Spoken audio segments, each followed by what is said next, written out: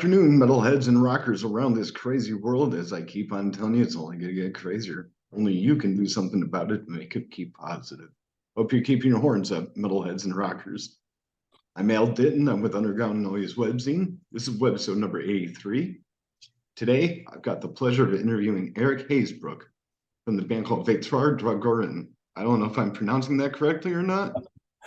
No, it's always been a problem for a lot of people. It's Vetrar Draugurinn. It's Icelandic. Okay. What does that translate to? Translates to the winter ghost. Okay. That's an interesting concept. I figured I'd wear the t-shirt just to show some support today for you guys, you know? Thanks a lot, man. You're very welcome. And I got your CD right here. Yeah. Sky. It's a beautiful piece of art. Cheers. You're welcome. The song that really got me, that moved me basically was The Fear of Letting Go. Because a lot of people have the fear of letting go of whether it's love or their hate or maybe an addiction or whatever. Mm-hmm. I was going to ask you, what song did you find to be your favorite in writing? When I write the music for Vetrar Draugurinn, it's all a lot more personal than the stuff I do for my other bands. So to say a favorite, that shifts through time. It changes. I really like Reynisfjara, the last one. That's quite an epic piece, the longest song on the album, and the title track is a special one for me as well. And you mentioned Fear of Letting Go. That's actually the only song I didn't write the music for, but our other guitar player, Thomas, did that. The only thing I contributed was the title of the song to go with the rest of the album. But yeah, it was an awesome piece of music, so it had to be included. I thought so. Yeah, that's very awesome. Now, that last track that you had mentioned, I noticed it's in a different language. And what does that mean? It's actually a place. Okay. It's a place in Iceland. Most people around the world know it as the Black Beach. It's a part in the southern part of Iceland where the sand on the beach is actually volcanic, so it's black. Everything is black, and it's quite impressive to see because the rest of the coastline of Iceland has a lot of like the name says, a lot of ice, and it's quite impressive to see it together, the Black Beach and the basalt rock formations that are there, and the ice in the ocean. That's very cool. What's your local music scene like? I'm pretty sure Severe Torture is still over there. What, Severe Torture? Yeah, that's one band I'm familiar with in the Netherlands. Actually, that's funny that you mentioned that. I used to play in a band with the guitar player. They're still around. Actually, they're playing live shows again and working on a new album. That's really cool. I don't know if Seth Vandal is still with him or not, but how is your local music scene out there besides you guys and Severe Torture? Well, the local music scene in the Netherlands is always quite bustling. Actually, there's quite a lot of stuff happening in the Netherlands. All kinds of different music genres or sub music genres. A lot of metal going around. It's been like that since the early 90s, actually. Yeah, there's a lot going on, but most of the bands try to get recognition outside of the country because we have a small country, of course. And there's a bit of an overkill on music that you can see. So it's very hard to, as a local band, to get lucrative gigs that get you somewhere.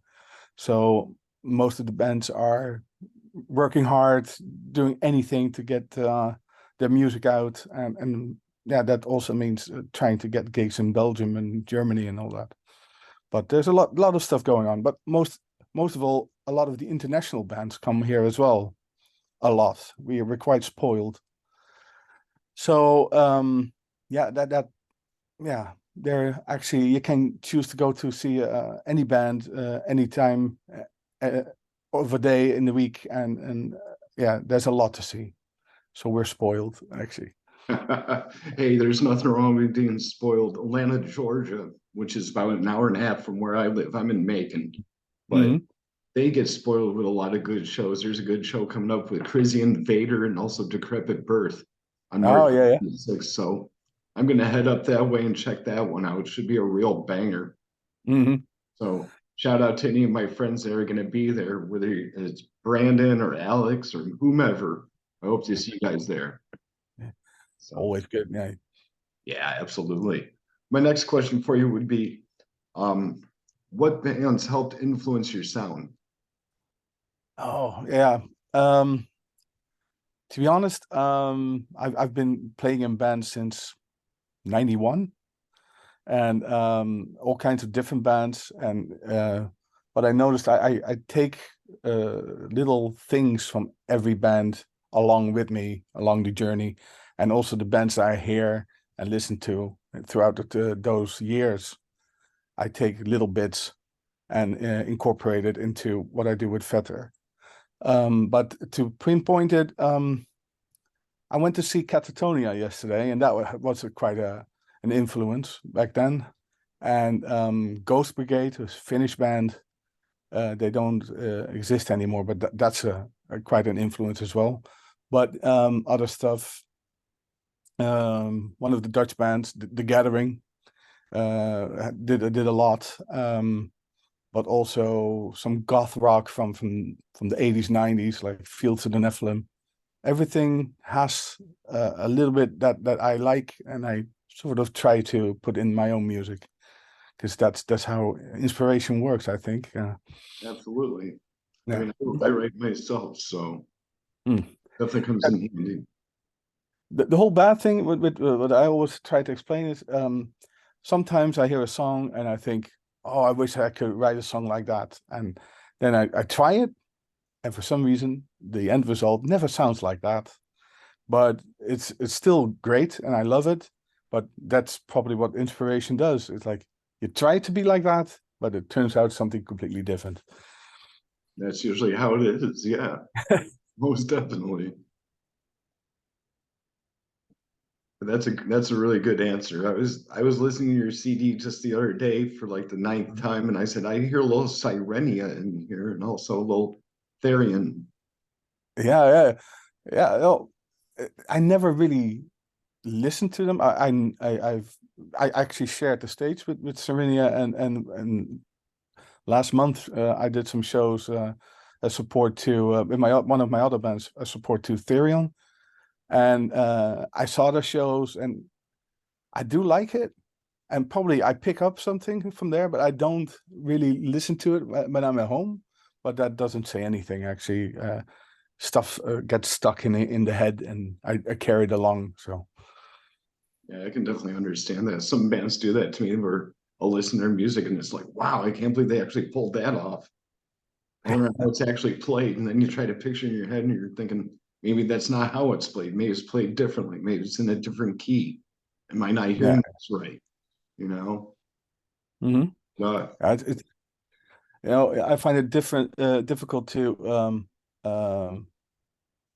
after all these years to try and play somebody else's music. So I hear something that's cool, and then you think I'll have to figure out what they're doing, and most of the time at the end, after a long period of trying and failing, that's how I see it, you think maybe it's not just one guitar part, maybe it's two, maybe there's always a secret to that kind of stuff, and I find it really interesting.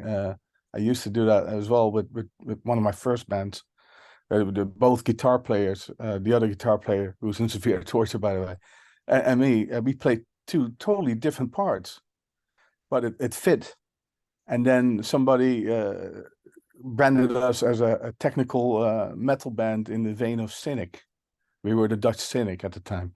And I think, Cynic is way more technical than we did. But to the listener, it came across as really technical because of the two totally different guitar parts melted together. I find that cool that that kind of stuff exists, that you can do that, you know. Brings a lot of dynamic to the band and adds a lot of flavor to it too. Yeah, definitely. Have you heard the new Cynic? Speaking about Cynic, uh I did. I love it. I think it's great, though. Yeah, for me, because I know Cynic from even before Focus, the album Focus. um uh Nostalgia gets in the way as well. So I remember them playing here in Holland, and with the old lineup, and when you hear the new lineup, you hear that they're technical, and Paul is doing some amazing work, but it's you go like, oh man, Sean, you know, we're missing Sean Reiner. But yeah, that's not fair to the current drummer, because he's amazing as well. But you know what I mean, you know, nostalgia is a big part nowadays of listening to music. absolutely. Are there any bands that you're currently listening to that leave you mind blown? Oh, um, I'm listening to all kinds of stuff nowadays. Metal to everything. Yeah, dark stuff like Chelsea Wolf, or A.A. Williams. I don't know if you guys have caught on to that one yet. It's a singer from London. It makes almost dark rock with a lot of influences from wave and goth. But she did support slot for Cult of Luna, and something completely different. She did the support slot for the Sisters of Mercy recently. So that kind of stuff I find really interesting. It's not so much technical or extreme, but it's what I always try to pursue throughout the years. I recognize in them is like trying to get the right note at the right moment, if you know what I mean, to get that feeling across, or the atmosphere. And Absolutely. that's what makes it. A.A. Williams is something to look into, really. Yeah, I'll definitely check into that for sure. This artwork is really beautiful. Who did the artwork for this album? The artwork is a friend of mine.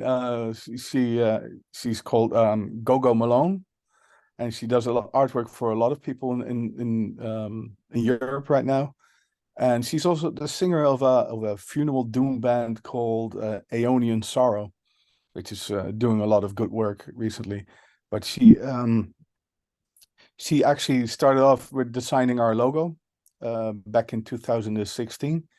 And besides the Night Sky, she also did the artwork for Hinterlands, which is the first album that we did.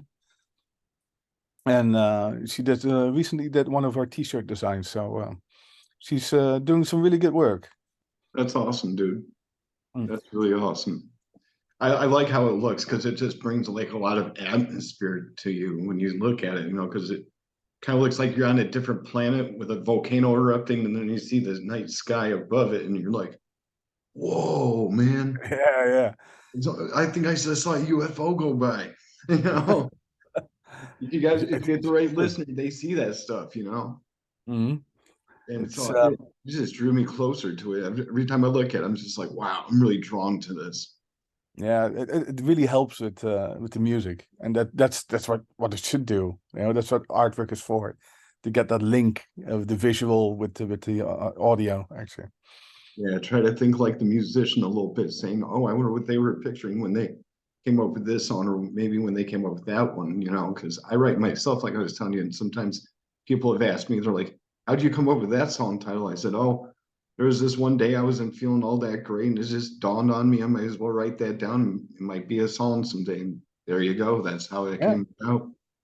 that's how it works. You know, you come up with stuff, and if you're lucky, you get the opportunity to write it down or note it somewhere in your phone or whatever. And you know, probably 99% of the stuff you never use, but that 1%, yeah, that's cool that you can catch that emotion that caused that lyric or song title, that to come back and use it. You know? Absolutely. I remember when I was a teenager, I'd write songs all the time. I'd be writing lyrics left and right. Nowadays, it's like okay, I'm going to take my time a little bit more and think this one a little bit farther through before I put it down to be permanent, you know? Yeah. That's So, that's with lyrics, I take a while actually. I write stuff down and then put it aside and then work on something else and then get it back and see if I still like it and if I could change something, to make it work better. And sometimes it stays the same, But yeah, like you said, back in the 90s, you wrote lyrics like some kind of waterfall, and you wrote it all down, and yeah, that's what you're using. And nowadays you think, a little bit more depth to it. That would work probably better. yeah, gotta go into the deep corners of your brain. Like, okay, let's see. Do I want to write about this today? Do I want to go that? You know, whether it's food or gore and food or whatever. You know what I'm saying? It could be any number of things. Yeah, man. And with the music, the same thing. What I tried with Vetrar is not to overdo stuff, so not to fill it to the rim. Actually, all the riffs. Sometimes there's barely anything. Very empty spaces in your song, and that works because that makes the other spaces or the other parts, erupt more. If you know what I mean. Absolutely. Oh But yeah. I think that's something that comes with age. How cliche that might sound. Hey, it's only a number as far as I'm concerned. I'm going to be 44 in April, and I'm actually looking forward to it. Yeah, I don't care about age, but uh, I think you learn throughout all those years. The stuff I wrote back in 91. Yeah, that's something completely different than the stuff I'm writing nowadays. So Absolutely. Every little bit's going to be different no matter what we do. yeah. How do you find the time between so many different bands that you're in? It's a question I get asked a lot, actually. To a lot of people, it sounds like I hardly have any time left. But I have, at the moment, if you can call it like, 4 bands, and I have a 9 to 5 job, 5 days in a week, and family, and I go to concerts, I do other stuff. How do I find the time? The bands don't take that much time as that people think. You know, there's only one of the bands that's currently rehearsing weekly now. That's my stoner rock band. We're sort of preparing for an album recording, so we're rehearsing every week. Vetrar doesn't rehearse every week. Actually, it only rehearses when we have a show or a recording lined up. Pilgrimage that I'm in. I'm the only Dutch person in that. The rest all lives on Malta, which is quite a bit away. So they rehearse with my tracks on the hard drive, and I'll be prepared for any gig. So I don't have that much time invested in that, except for writing the new album. And I'm doing reunion shows with Stream of Passion, where that I was in. That's in September, and we're gonna start rehearsing somewhere this summer. And yeah, when I have time and a set list, I'm gonna start preparing for that. But it's all sort of managing your agenda, and then it works.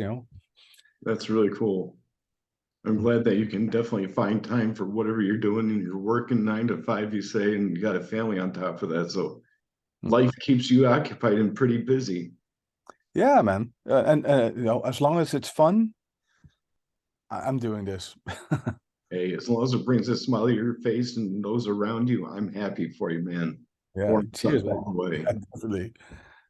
Heck yeah, dude. My next question for you would be, how do you sustain your energy while you're on stage? And also, it's a two-part question. Have you ever been on stage where you may have played the wrong chords for the song you're playing? Like, say, for an example, you're supposed to play a certain song and you go into a completely different one. You're like, oh crap, that's a different song. I'm not supposed to be playing that. Um, to be honest, that never really happened to me because I'm a bit of control freak when it comes to live shows. I'm going on stage overly prepared, and for some reason, I'm thinking way ahead every time. So the only time that sort of thing happens is when our singer back then with Stream of Passion, for instance, announced the wrong song. And that's a band that works with a hard drive, so everything's programmed for like the backing vocals and the orchestra. So you cannot announce the wrong song because that doesn't work. But you know, that's happened, and yeah, that's solved on the spot right away before we even start. And I hear sometimes other people make that mistake, but that they play the wrong stuff or sing the wrong stuff. But thankfully, I always think that most of the time the audience doesn't even notice. Yeah, you So gotta I never really had that. you gotta be a really keen listener to pop out on that and be like, they're playing the wrong song, you guys.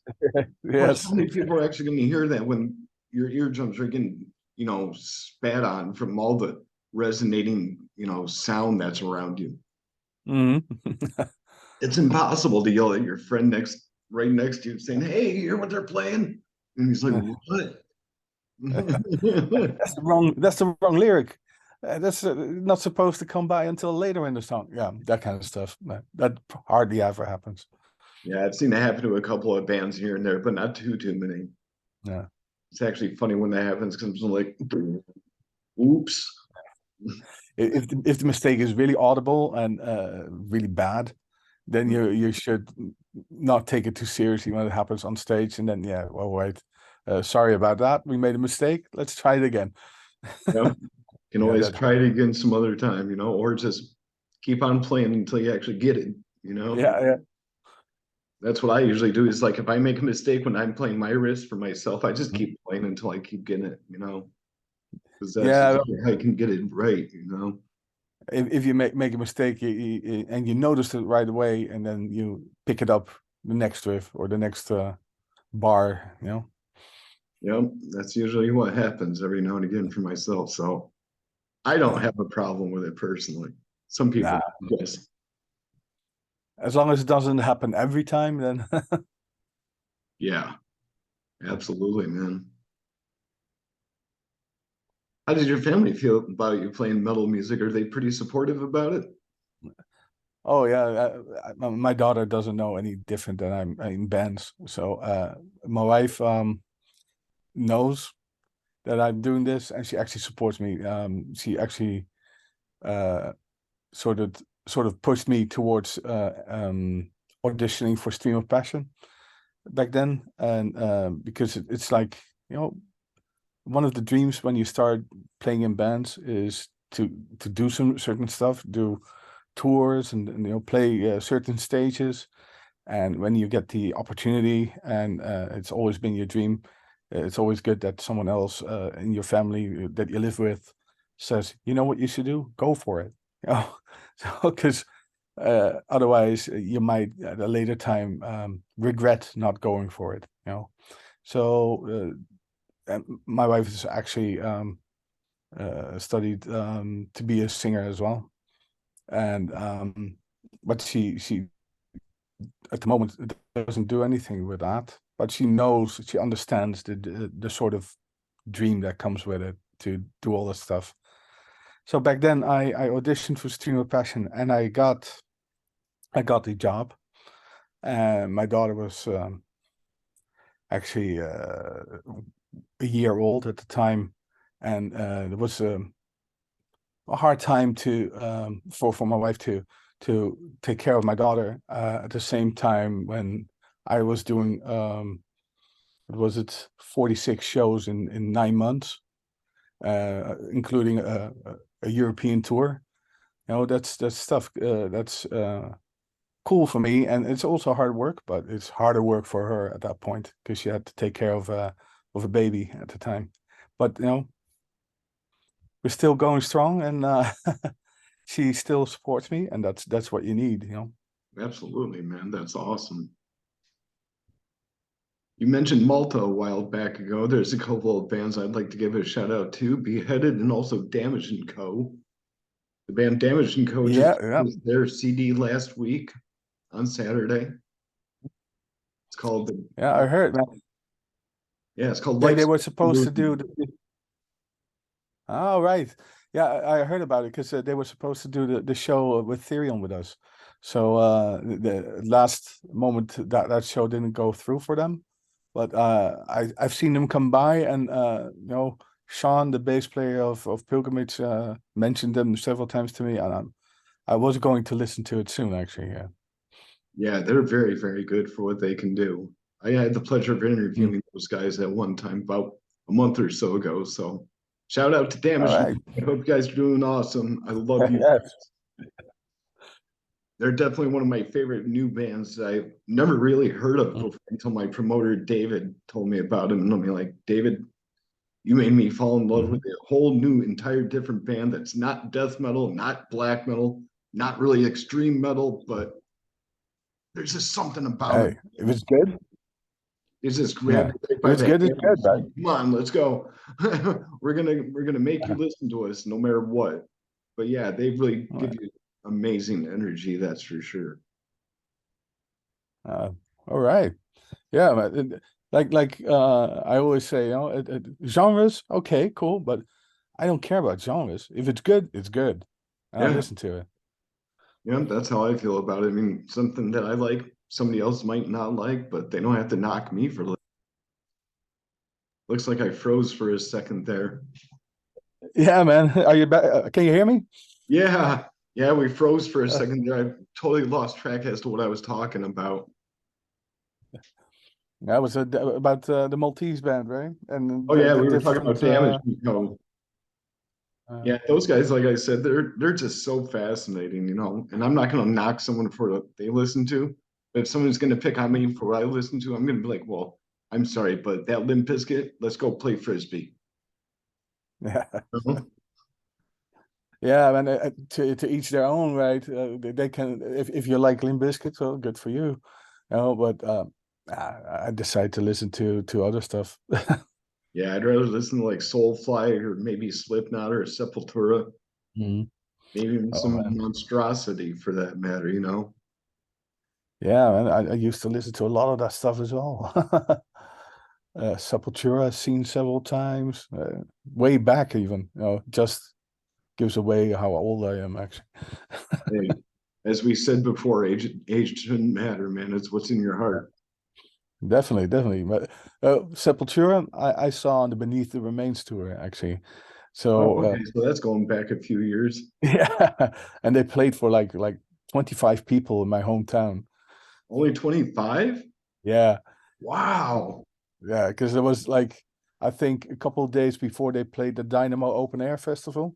Okay. And that's huge, and they had a huge crowd there. But this gig in my hometown was added the last minute, and a lot of people didn't know about it, so they played for 25 people.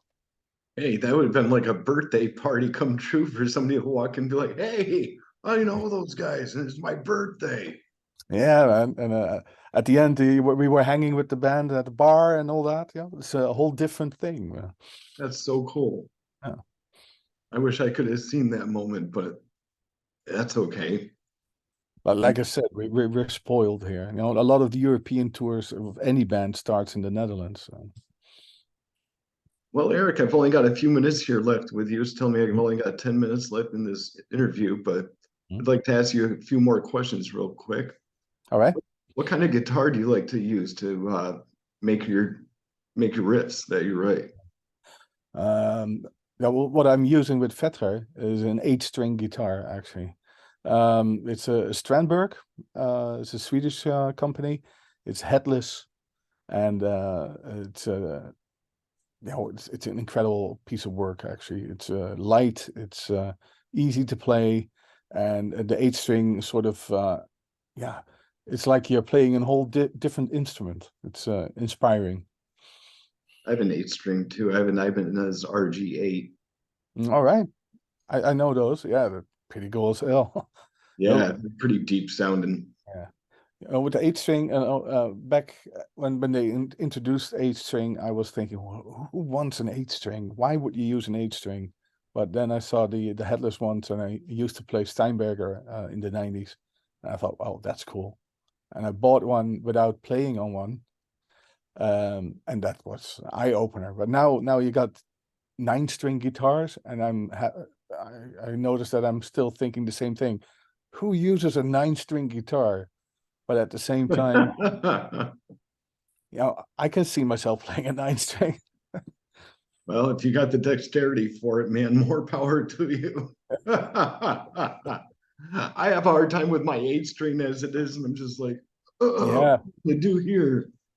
Well, my friends call it the metal harp. That's pretty much what it is. It's pretty much the same idea. Yeah. It doesn't replace a bass, though. I mean, it sounds bassy as hell. Yeah. I use that with Pilgrimage as well, which is more doomy than Vetrar is, and Vetrar is already quite doomy. And I cannot understand why there are no more doom metal bands that use an 8-string, because that's what you want, as deep as an 8-string, and you play slow on it. Oh, it's incredible. It's unreal. It's unreal, because when I first got my 8-string, I was like, I'm thinking, whoa, holy crap, man. Exactly that. It's kind of like when you see Marty McFly hit the guitar when he turns his amp on and he goes flying backwards. Exactly. Just love that shit. That's a moment in history to never forget. No, exactly. I love Back to the Future. Those movies are still my favorites, just about. Yeah. It's hard to come up with something like that anymore, I think. Yeah. I mean, whoever wrote that part in that movie, thank you. I appreciate you.